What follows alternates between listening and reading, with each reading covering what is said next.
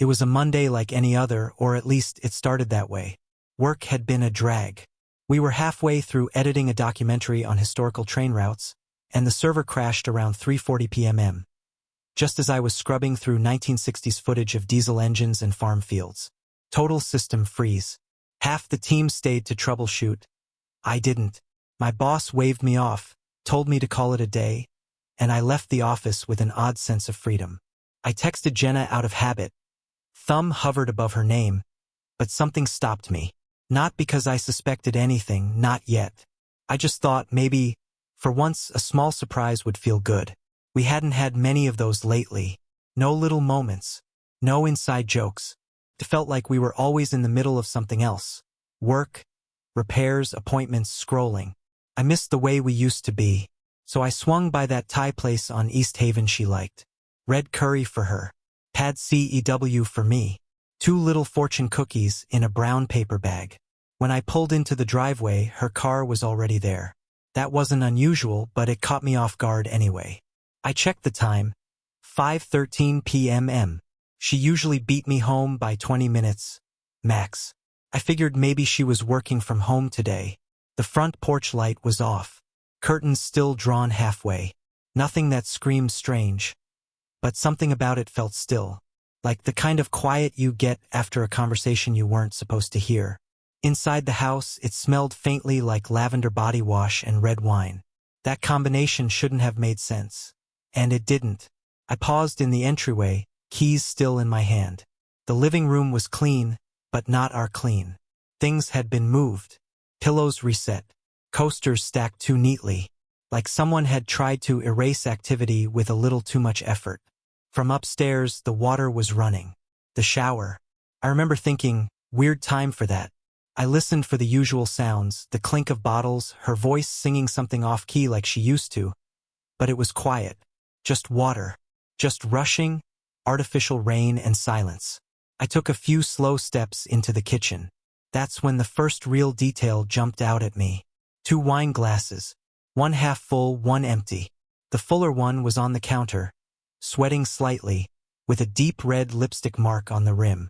I stopped in my tracks. Jenna doesn't wear red. She's more of a tinted bomb type, if anything. That glass didn't match anything I'd seen on her face in years. The second glass, drained to nothing, sat in the sink, recently rinsed.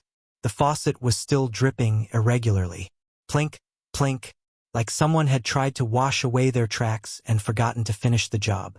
I set the takeout bag down on the counter, slowly, gently, like I didn't want to wake something that was pretending to sleep. Then I saw her phone. That alone was almost more damning than the wine. Jenna never left her phone out. Not even when she was home alone. It was always either in her hand or buried in a tote bag zipped tight.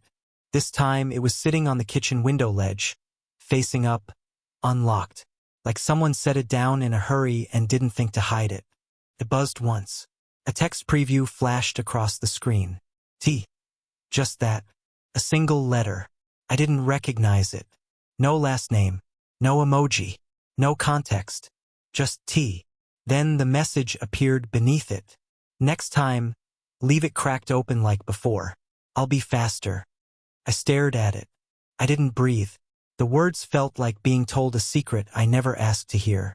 That kind of message didn't belong in our home. Not in a marriage. Not on a Monday.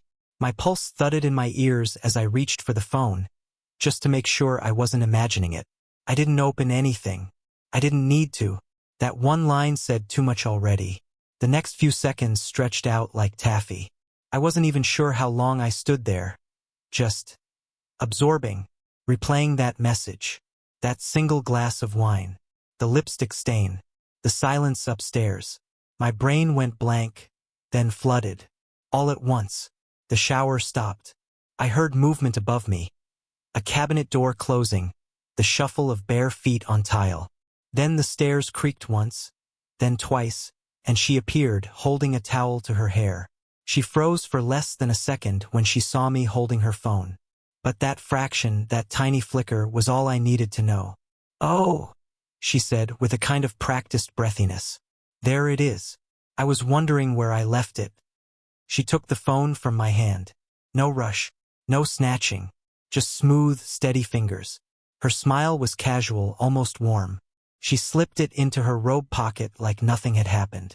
Before I could say anything, before I could even think of what to say, she launched into some comment about how the coffee machine made this weird rattling noise earlier, and how maybe it was finally dying, and did I smell something funny in the basement the other day? Mold. Maybe? I didn't respond. Not at first. I just watched her, listened to the way she tried to bury the moment beneath trivia. It wasn't even her words that stood out. It was the rhythm, the speed. Too quick, too fluent. She was spinning, deflecting, distracting, and she was good at it. That was the part that rattled me the most. I'd seen Jenna nervous before. I'd seen her guilty when she forgot something important, or embarrassed when she tripped over a sentence during an office party toast. But I'd never seen her lie like this. Not so fluidly. Not so prepared. I forced myself to speak. Something simple. Just, "You okay?" She looked at me with a smile that was all cheek and no eyes. "Yeah, why wouldn't I be?" Then she walked past me to the fridge, pulled out a bottle of water, and twisted the cap like it owed her nothing. Her back was turned. Her shoulders were relaxed. But I noticed her hand trembling for a half second when she brought the bottle to her lips. I wanted to ask her about the message. About tea. About the lipstick and the second wine glass and why she had to take a shower at 5 in the evening on a Monday. But I didn't. I didn't ask anything. Because some part of me, some deep, shameful part, wasn't ready to hear the answers. She kept talking. About nothing. About the dry cleaning she forgot to pick up. About the price of eggs. About whether we should finally upgrade the water heater.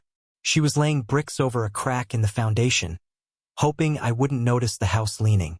I nodded. I smiled. I pretended. For the rest of that evening, I let her fill the air with small talk.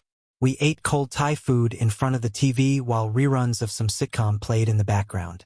Laugh track after laugh track, like punctuation for a conversation we weren't having. And the whole time, her phone stayed on the table.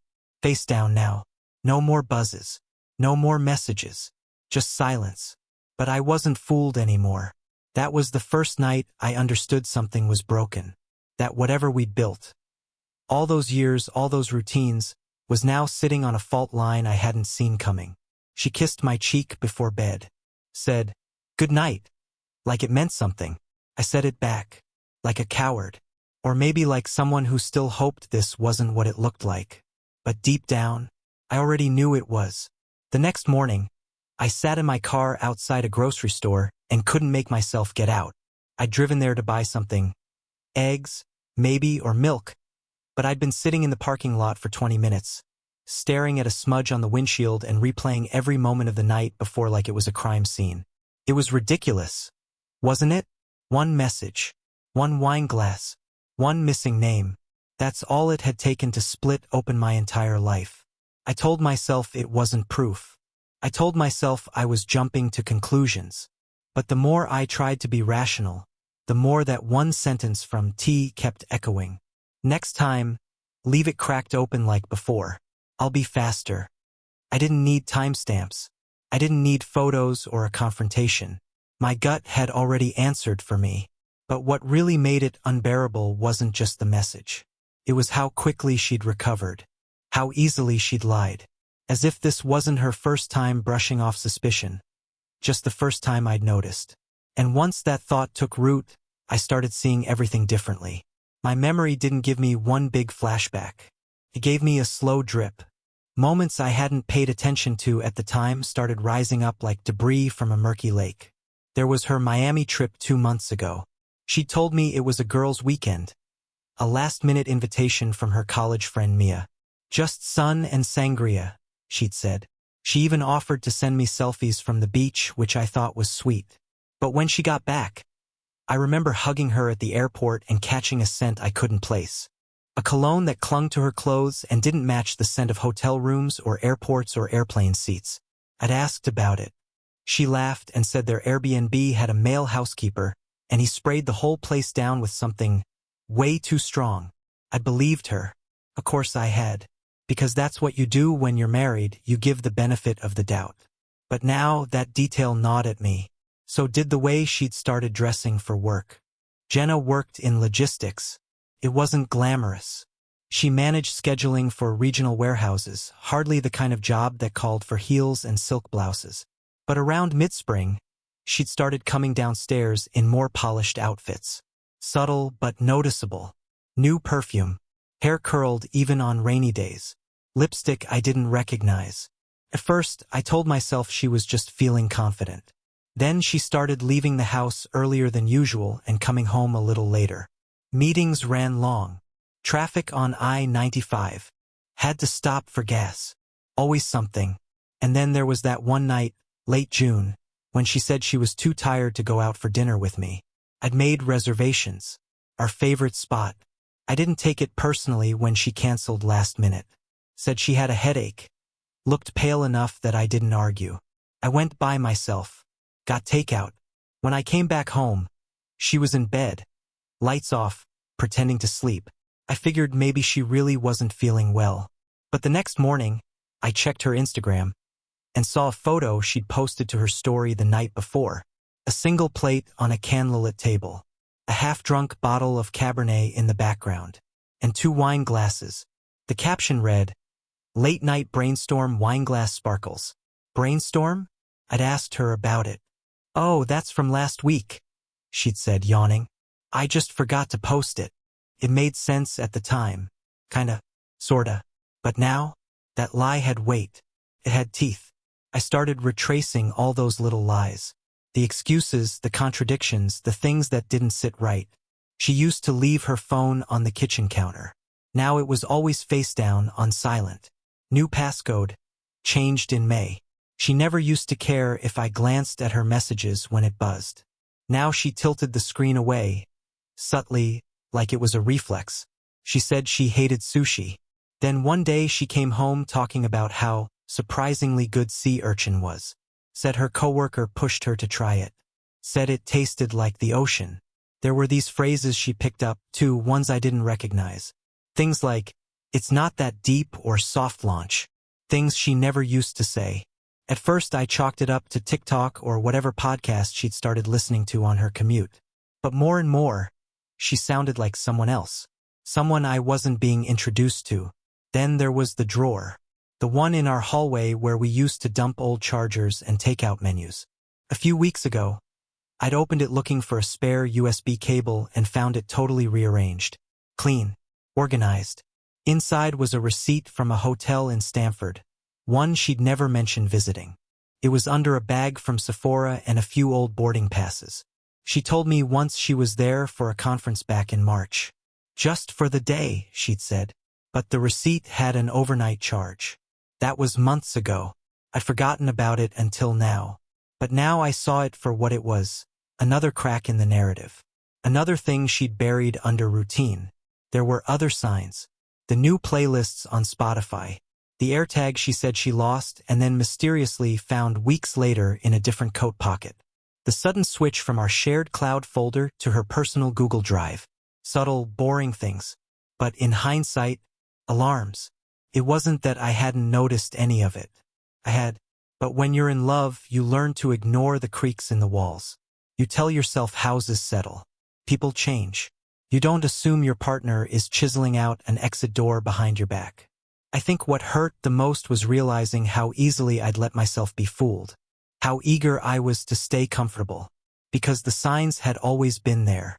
They weren't hiding. I just wasn't ready to see them. Or maybe I didn't want to believe I could be the kind of guy this happened to. We always think we're safe from betrayal until it taps us on the shoulder with our own phone. And now that it had, I couldn't stop replaying every skipped beat in our history. Every, "I'm just tired." Every "don't wait up." Every moment where she'd kissed my cheek like she was signing off from a role she didn't want to play anymore. I didn't know where it was going yet. I didn't have proof she'd slept with anyone. But that wasn't the point anymore. This wasn't about bodies. It was about walls, secrets, deceptions that had metastasized over time. She'd been carving distance into our lives for months, and I'd been too busy editing documentaries and microwaving leftovers to notice. But now I saw it. All of it. And there was no unseeing it. Saturday started like any other. That was the worst part. The sun came through the blinds in horizontal lines. The air smelled like fresh coffee from the timer I'd set the night before. For a moment, as I lay in bed, it felt like maybe I dreamed it all.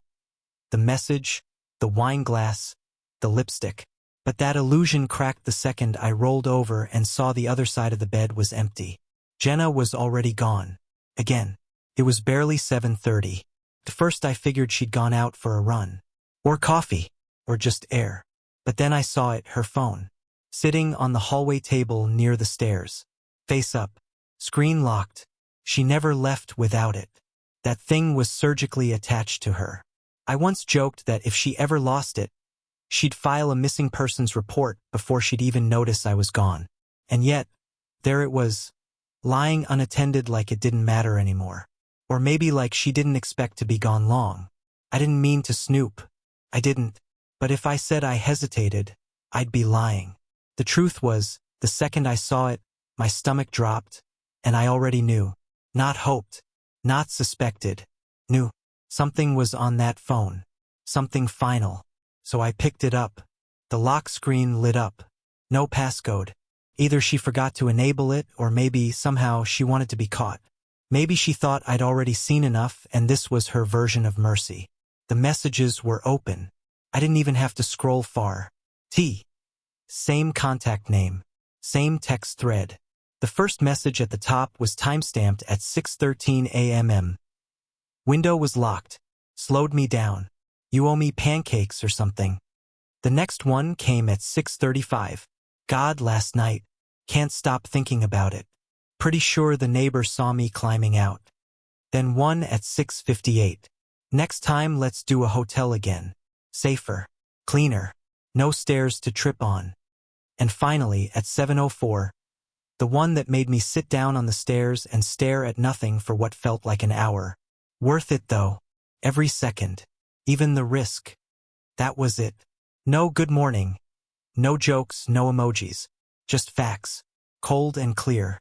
The thread was incomplete. Parts had been deleted. I could tell from the way the conversation skipped around, like pages torn from a diary. But there was enough. Enough to paint the full picture.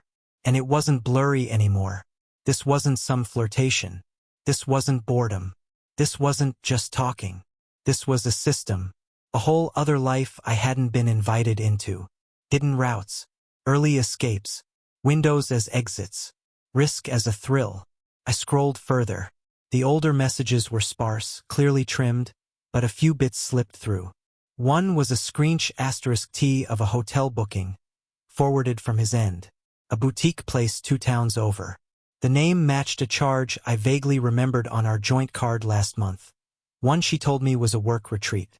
Just a few hours, she'd said. Lunch and a leadership seminar. She hadn't even brought a change of clothes. Or so I thought.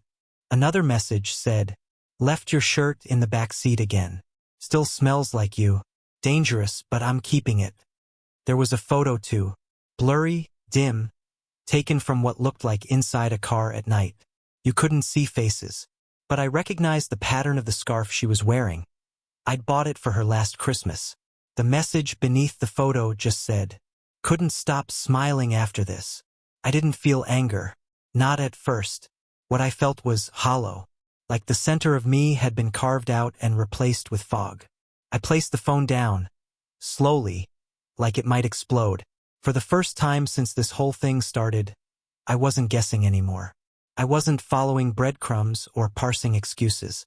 I had the whole loaf now. Every bite tasted like poison. There were no questions left. She came back around 8:15. I heard her car in the driveway, the sound of the door unlocking, her keys dropping into the bowl by habit. She walked past me on the stairs without seeing me. She was humming, like nothing had happened. She had a smoothie in her hand and earbuds in. She walked into the kitchen and opened the fridge, still unaware that the weight of her second life was crashing into the first one. Right here on a regular Saturday morning in our regular home. I waited, watched, wondered if she'd even notice that the phone wasn't where she left it. She didn't. She grabbed something from the fridge, then turned and saw me. Hey! she said casually, pulling one earbud out. "You're up early." She didn't see it on my face. Or maybe she did, but ignored it.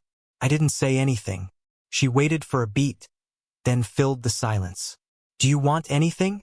I picked up that granola you like. The one with the dried cherries? Still, I said nothing. That's when she noticed the phone. Back on the table now, slightly shifted. Her eyes flicked to it, then back to me. Something in her face changed. Barely. A ripple under still water. Then she smiled again. Almost like she thought she could still fix it. "I was thinking we should do something today," she said. "Just us. Maybe a hike? Or a drive up to the lake. Could be nice." I don't know why I didn't speak. Maybe because no sentence I could say would have changed anything. Maybe because I knew if I opened my mouth, it would all come pouring out and I'd never stop. So instead, I just watched her. She didn't flinch. She didn't confess. She didn't offer explanations or beg forgiveness. She took a sip of her smoothie, then pulled the earbud back in and walked upstairs like she hadn't detonated our marriage with a single thread of messages. 10 minutes later, she left again. Said something about picking up dry cleaning. Her car backed out like normal. She waved through the windshield. And that was it. No collapse. No apology. No scene. Just absence. The door clicked shut behind her and the house, our house, became something else entirely. Quieter, colder, but clearer. I sat on the edge of the couch for a long time after she left. Hands on my knees, breathing like I was learning how. I thought about everything. The months, the messages, the way I had kept making room for doubt even when the evidence had turned into an avalanche. I looked around at the life we'd built. The framed photo from our anniversary trip. The plant she insisted we name. The mugs that said his and hers that we never used anymore. It all felt fake now. Stage props in a play I wasn't cast in anymore. Eventually, I stood up. I grabbed a bag from the closet. Just a duffel. No suitcase. I moved slowly, methodically. Packed only what mattered. A few clothes, my laptop, some notebooks, a toothbrush. I didn't touch anything of hers. Then I went to Haley's room. Our daughter. She was 19. Back for the weekend from Pittsburgh. I hadn't told her anything yet. Hadn't planned to. But I couldn't pretend anymore. I knocked softly. "Dad?" she said, still groggy. I stepped in, heart thudding in my throat. "Pack a bag," I said. "Just the basics." She blinked at me, confused. "Why? What's going on?" I paused. Then I said, "We're not staying here tonight." And for some reason, she didn't argue. Maybe she saw it in my eyes. Maybe she'd always suspected something too. We left together before Jenna got back. Didn't say goodbye. Didn't leave a note. Didn't need to. Because the truth had finally been uncovered.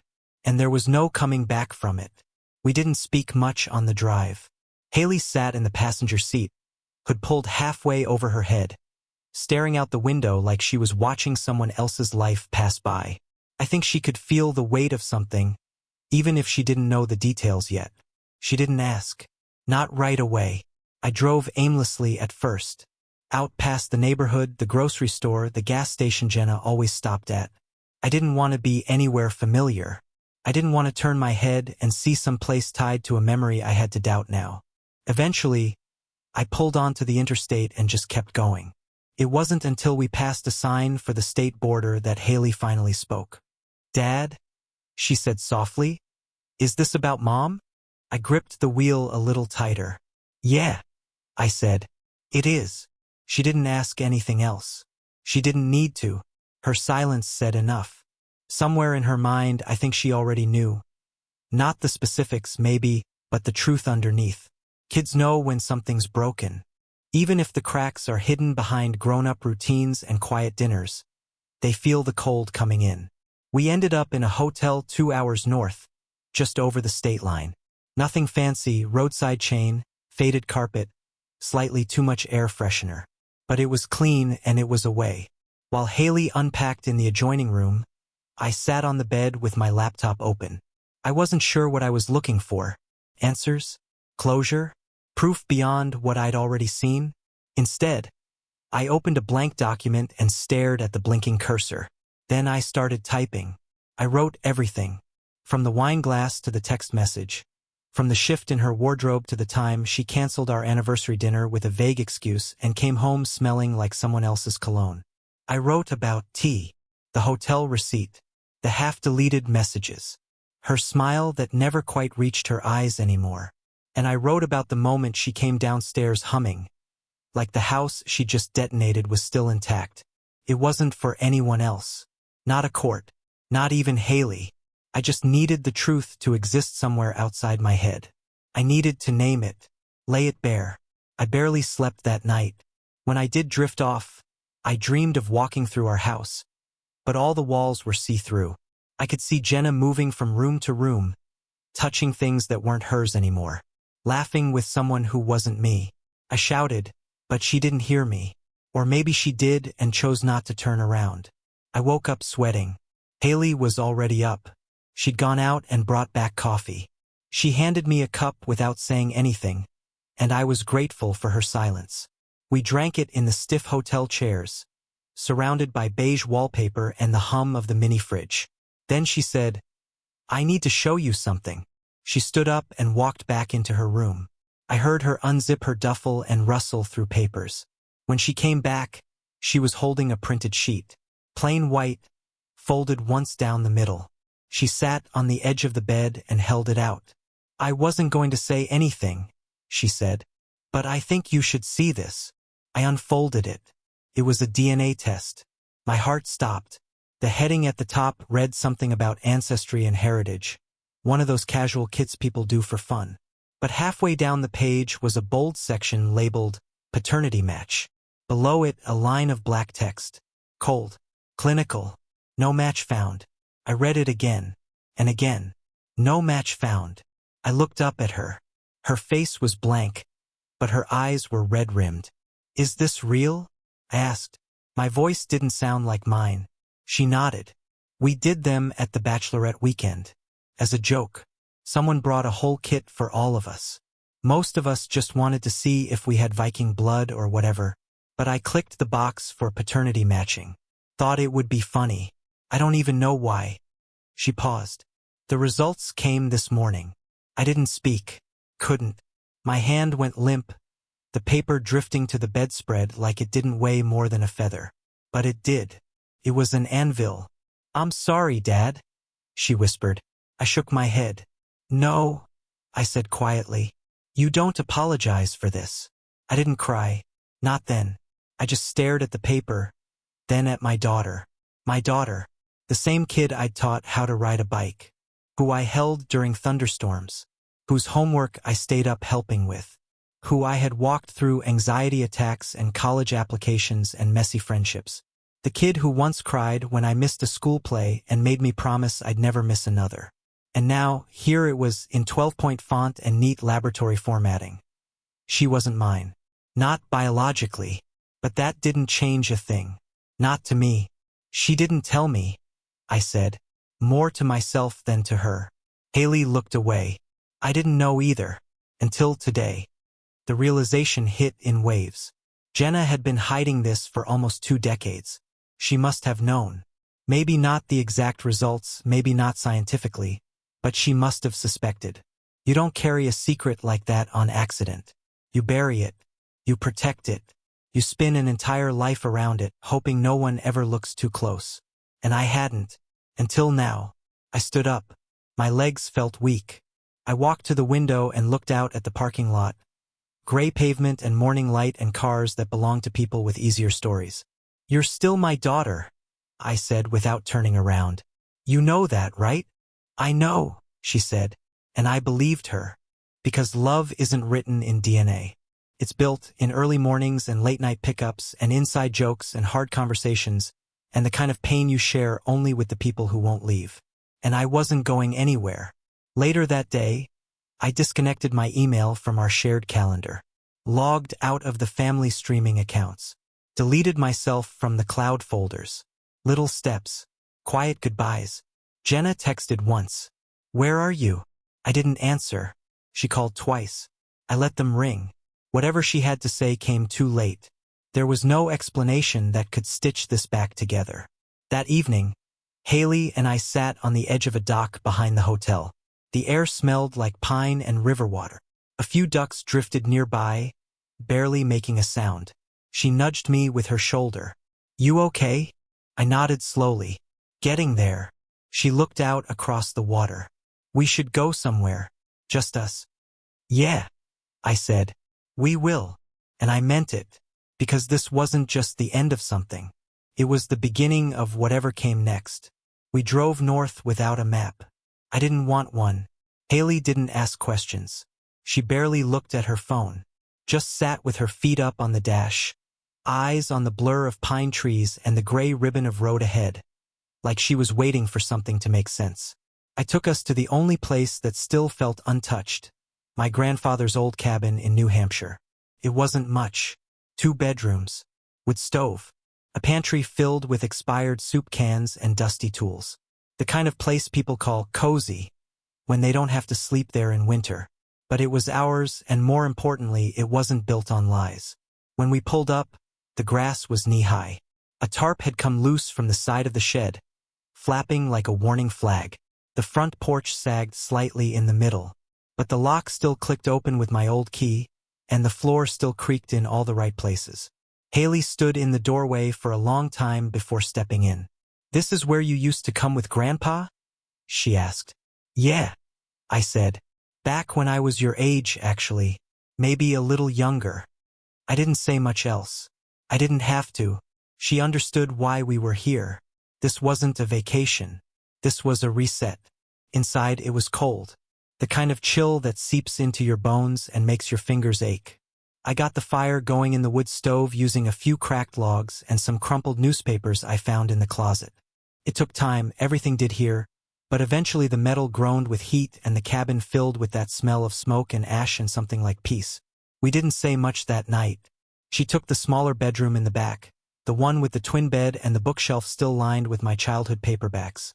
Hardy Boys, Calvin and Hobbes, an old copy of Hatchet missing its cover. I took the front room, where the mattress sagged but the window looked out onto a patch of trees so thick they swallowed the horizon. I lay awake for a long time, listening. Not for footsteps, not for voices, but for the sound of nothing. And that silence, real silence, not the kind that comes when someone's avoiding you, started to feel like a gift. In the morning, I made coffee the old way. Stovetop, boiling water, instant grounds in chipped mugs. Tasted like dirt and memory. I found a can of beans in the pantry dated 2018 and decided not to risk it. Instead, I sliced up a bruised apple from our motel stash and offered Haley half when she came out wrapped in a blanket. She didn't ask what the plan was. She just sat across from me at the worn kitchen table and ate in silence. That became our rhythm. Mornings were quiet. We'd take slow walks along the old dirt trail behind the cabin, sometimes finding deer tracks, sometimes just kicking stones and saying nothing. Afternoons we read. Real books, not screens, or sat on the porch watching the clouds shift shapes. At night, we took turns cooking. Basic stuff. Soup, toast, frozen waffles toasted on a cast-iron SK*let. I never brought up Jenna. Haley never asked. But it was there, between us, thick and invisible. A wound still too raw to touch. One evening, after a walk, she sat down next to me on the porch steps and said, "Do you ever think about confronting her?" I didn't answer right away. The sky was turning pink. The kind of color you only get for 5 minutes before dusk gives way to dark. "No," I finally said. "Not anymore." She nodded. "I think I would've if it were me." I smiled faintly. "You still might." She looked at me sideways. "You don't think she's going to reach out?" "She will," I said. "But I won't answer." Haley kicked at a pine cone near her foot. "What about when she tells people her version?" "I'm not here to win the story," I said. "I'm just done living inside hers." That was the thing. For so long, I'd been reacting to her moods, her shifts, her choices, trying to figure out what I'd done wrong, or what I was missing. But now, here in this drafty old cabin with smoke in my shirt and dirt under my nails, I wasn't reacting anymore. I was choosing quiet, choosing space. choosing to let the old version of our life collapse instead of trying to hold up its rotting beams. Haley didn't say anything else that night. She just leaned against my shoulder for a while, the way she hadn't done since she was a kid, and we watched the last light fade behind the trees. The next day, she pulled out her laptop and started looking for jobs. Not internships. Not just something for the summer. Real work. Steady hours. She didn't say whether she was thinking about staying nearby, but I could see it in the way she scrolled, sorting by zip code, not city. She was grounding herself. I started writing again. Not journaling, that had never been my thing, but documenting. I found a dusty notebook in the drawer and began reconstructing the past year like a detective. Page 1, Miami trip. Timeline. Dates. Questions. Page 2, hotel charge. Screensh *T. Printout. Page 3. Text thread with T. Key phrases. Confirmations. I taped in the DNA results. I printed the photo of the car interior, blurry and pixelated as it was, and wrote everything I remembered around it. What she wore that night. What she told me before she left. What time she came home. What she smelled like. It was exhausting, but also freeing. For the first time, I was turning confusion into clarity. I wasn't trying to catch her anymore. I was naming what she'd already abandoned. Every page I filled felt like reclaiming an inch of ground. By day 5, the cabin felt different. Not warmer, we still had to wear sweatshirts to bed, but lived in. Less haunted. Less temporary. We fixed the front step. Picked up trash left by wind and time. Found an old radio in the shed that still worked if you smacked it the right way. One afternoon, Haley laughed. Really laughed. The kind of laugh that caught me off guard. We were washing dishes, and I dropped a bowl into the soapy water, splashing her sweater. She yelped, threw a sponge at my chest, and said, "Nice going, Dad." She said it with a smirk, but the word Dad landed like an anchor in the best way. Still hers. Still mine. Still true. Later that night, I stepped outside and sat on the porch alone. No cell service. No notifications. Just wind and trees and the creak of old boards under my feet. I closed my eyes and took a deep breath. There were no answers coming. No clean explanations. No redemption arc. But there was something else, something better, maybe. Stillness. Space. Room to begin again.